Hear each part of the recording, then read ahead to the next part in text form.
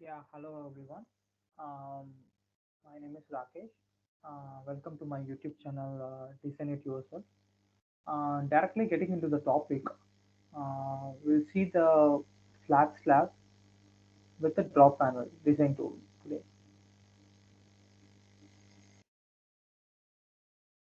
What is a flat slab? Flat slab is a reinforced concrete slab supported by directly by concrete columns without the use of beams having drop panel or column head or both. Flat slab is defined as flow system with shear load on the slab being concentrated on the supporting columns and a square column called drop panels. And drop panel is like this. This is a drop panel, and this is a slab, and this is a column. Without drop panel, the same floor system is called as a flat plate slab.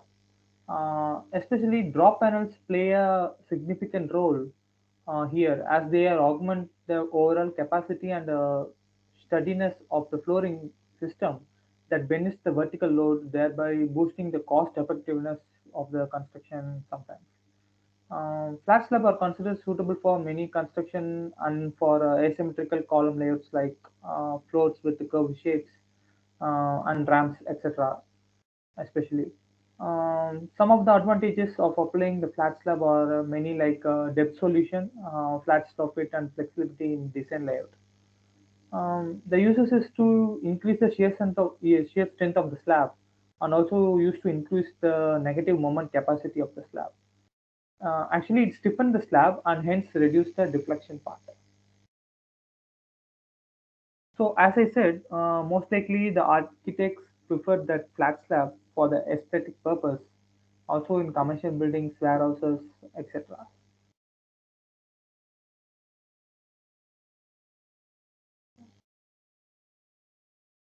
So here, these are the four pictures are the types: flat slab with the drop panel, flat slab with the column head, and the flat slab with the panel and the column head too. So getting into the design, we are taking the flat slab with a drop panel. So for that we need a data, assumed data. So that I assumed the grade of concrete and the grade of steel with some column sizes and slab sizes. So as per clause, I have clause here. So as per clause, the minimum thickness of the slab should be 125 mm. And here we are assuming that it is a continuous slab and the higher grade of steel be Fe4 and 5. For that, we should be multiplied by 0.8 into 40. So that is what is written here. So we are getting 32. So from that, the span divided by 32, which gives 187. So which satisfy the condition by the code book, which is one greater than 125.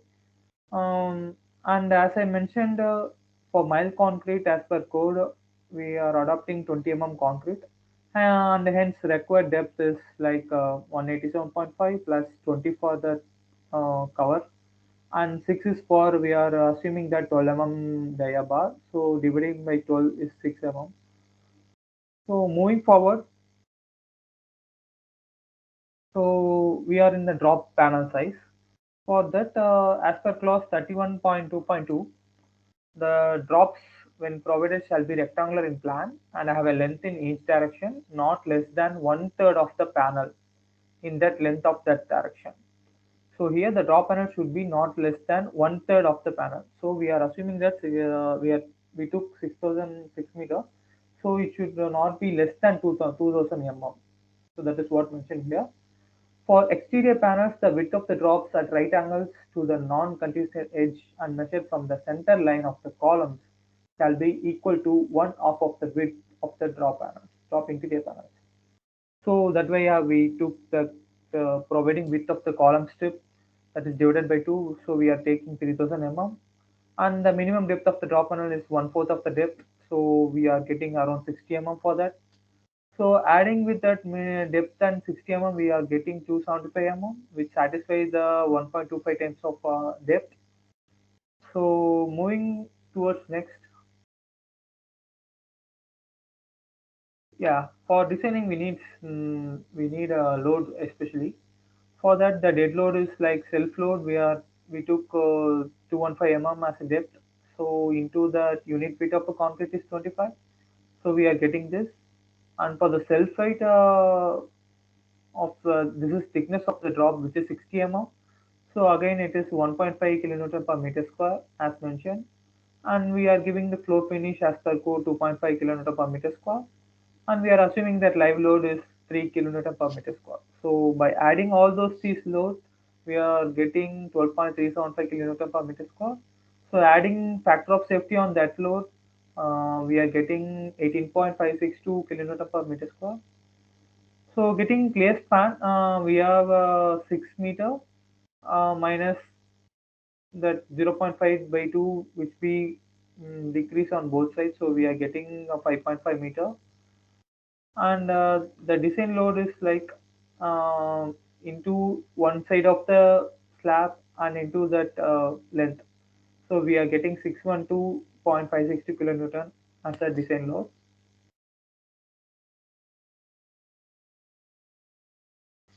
So calculating the bending moment as per clause 31.4.2.2. So here it is mentioned that the absolute sum of the positive and average negative bending moments in each direction shall be taken as. So load into length divided by 8. So we are getting this clear length actually. The load is 612.562 into 5.5 divided by 8. We are getting that 421.16 kilonewton per meter. Sorry, kilonewton meter. And as per clause 31.4.3.2, in an interior span, the total design moment m naught shall be distributed in the following proportions. For the negative, it is 0.65%, which is 65 percentage, and for positive design moment, it is like 0.35, which is 35 percentage of moment. So we are getting this 273.738 for the negative moment and 147.397 kilonewton per meter for the positive moment. So we are going to see how it distributes the moments in the columns and middle strips. So as per code, wait a minute, I'll move this side. So as per code, the column strip negative moment, it will take 75% of total negative moment in the panel at the supports, which means a column strip. So negative moment for the column support, it takes 75% of 273.27238. It gives 205.304 kilonewton meter, and the remaining 25% goes to the middle strip. As like positive moment, it is mentioned in the code book like 60% of total positive moment in the panel. So remaining 40% will be going for the middle strip. Yes. So as calculated, we have arrived at distribution of moments in the column and the middle strips. So then we coming into bending moment consideration for the depth for the depth check. So for that, the thickness of a slab required. So we have the formula already, mu divided by 0.138 FCK into breadth power zero point 0.5. So substituting those formulas, we are getting 140.840 mm as a thickness of a slab required. And check for the punching shear getting into the picture. So for the critical section at a distance, it will be the half of the critical section. So it is like we are getting 124.5 mm. And for the perimeter of critical section, which is V naught. So as per formula, we are getting 2996 mm. And for shear force, we know the formula that load into x square minus a plus d into a plus d, which gives 657.836 kilonewton. And we need to calculate the nominal shear stress, which is shear force divided by perimeter of the critical section into the depth. So we are arriving at 0.881 Newton per meter square. And moving forward, the shear strength of the concrete. So as per clause 31.6.3, So it is saying that when shear reinforcement is not required, is not provided, sorry, the calculated shear stress at a critical shall not exceed Ks tau c. And also, it is mentioned that the shear reinforcement shall be provided if the shear stress exceeds 1.5 tau c. The flat slab shall be redesigned. So for that, we are getting into the formula like Ks and tau c. And for Ks, it is like a zero point 0.5 plus beta c, which is not greater than 1. So for beta c being the ratio of short side to the long side of the column and capital. And for the tau c, it is like a 0.25 root of fck. So we are getting 0.25 root of fck for 1.25 Newton per mm square. So as per condition, it should not be greater than 1, and for beta c it is 1. So by multiplying Ks and tau c, we are getting 1.25 Newton per mm square. So as mentioned, while designing the shear reinforcement, the shear carried by the concrete shall be assumed as zero point 0.5. So this is not the right one. Um,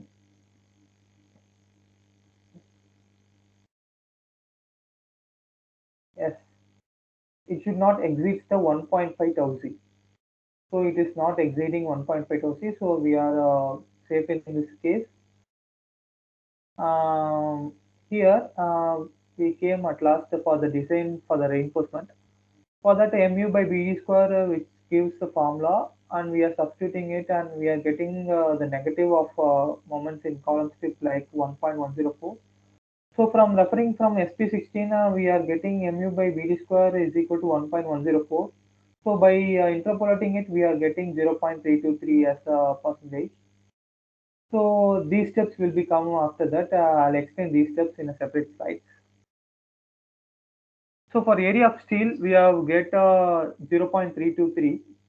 So what we have arrived at this point is, so for this we are going to find out the area. So we are assuming that we are providing 12 diameter. So for that we are so from 0.323 into 3000 the length and the 249 is depth. So for this we have 2414 square the area. For the 2414 we are getting 140.46 square if we are assuming 12 diameter. So approximately we are getting 140 center to center. And area of steel provided for this 140 to center to center is 2424 square. So hence we provide 12 at a 140 center to center. So moving forward, area of steel required for the column strips for the positive moment of the depth 189 So for that we are applying this formula and we are getting that area is 1409.42 square.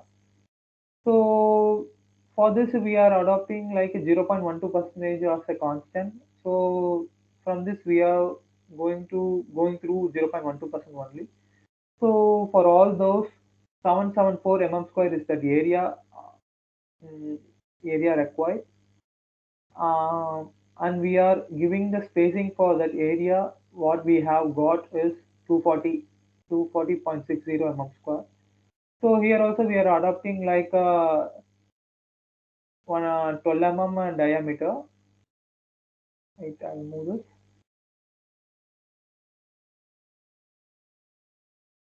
Could not able to move it. I'll just hide this. So required spacing like adopting 12 diameter. So we are getting 240.60 square. So from that we are getting that area of steel provided is like 1414 square. So moving forward to the area of steel required for the middle strip for the negative moments.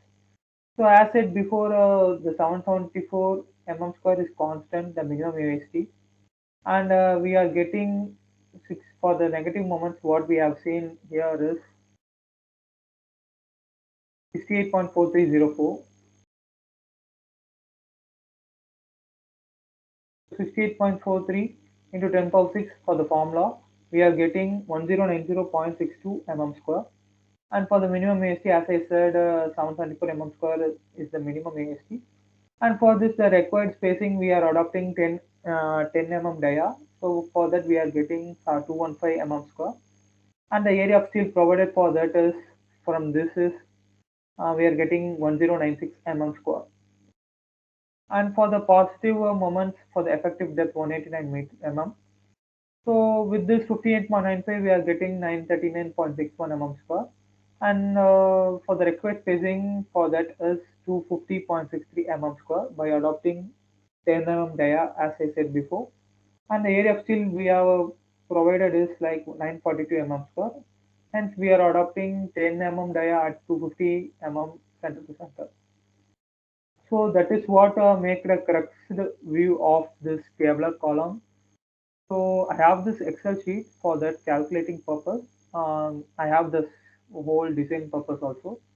So you can get it through by contacting me in email. I'll attach my personal email in the with this video, and you can get anytime to get this Excel sheet. So from this, we are getting those required area and minimum AST and what we have provided and where we have provided all those details will be here available. Uh, uh, Thank you as of now. This is the design purpose for the flat slab with the drop panel, and I like to show you the Excel sheet as well.